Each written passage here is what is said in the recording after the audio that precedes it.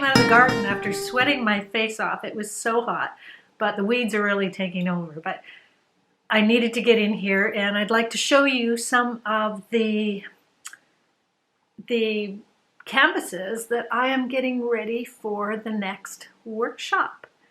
And they are over here somewhere. So this is the Tiny Islands workshop that's coming up on the 2nd and 3rd of September. I have 4 spots left as of right now.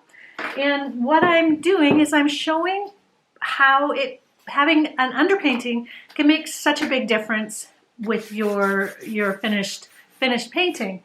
And they're a lot of fun because Tiny Islands I thought would be a great way to test this out. And if we do them on small canvases, then we can hopefully get a set of them and be able to compare.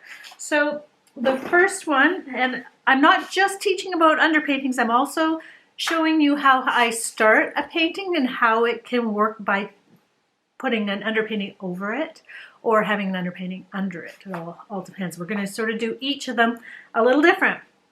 So this is the first one, and as you can see, there's a fade outline there underneath of the Tiny Islands there.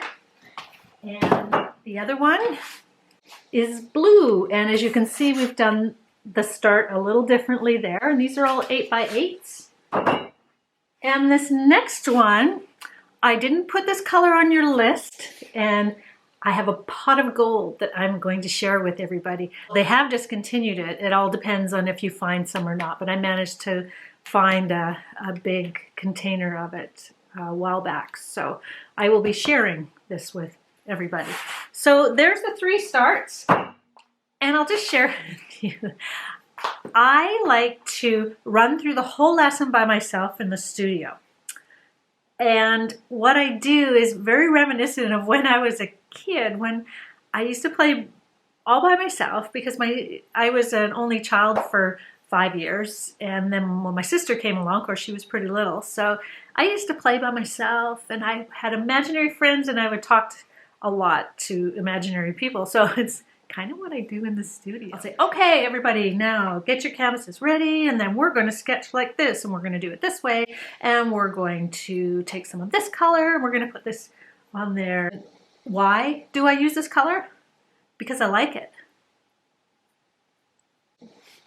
Then we're going to blow dry these, and top of it, if it's still wet, because you will peel all the paint off of it. Things like, so I had to redo this one because I sounded really bossy, and I'm not bossy at all. Don't pay attention to what the person next to you is doing. It's not about their art at all. It doesn't matter. It's about you. This class is about you. Am I to make a suggestion if you could do this and this and this? Oh, you like it that way? Well, it's your painting. You can do it whatever way you want. Those are the things that happen in class. So anyways, the class is almost full, and I'm really excited if you would join us. And I also have 2 other classes coming up. There's the trees, the painting trees from the ground up. That is coming up on October 6th and 7th, and that will be at the Lighthouse Community Center in Qualicum Bay, BC. And the other one is coming up on November 17th, and it's a 2-day workshop, and that as well will be at the Community Center in Qualicum Bay. So you can get a hold of me at info@cmall.com or go to my website at cmall.com.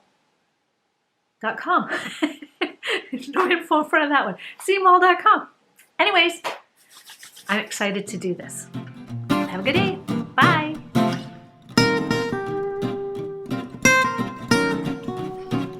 Stop looking at your neighbor's painting. It has nothing to do with yours. It's all about you. It's all about you. Not about them. It's about you. This class is about you.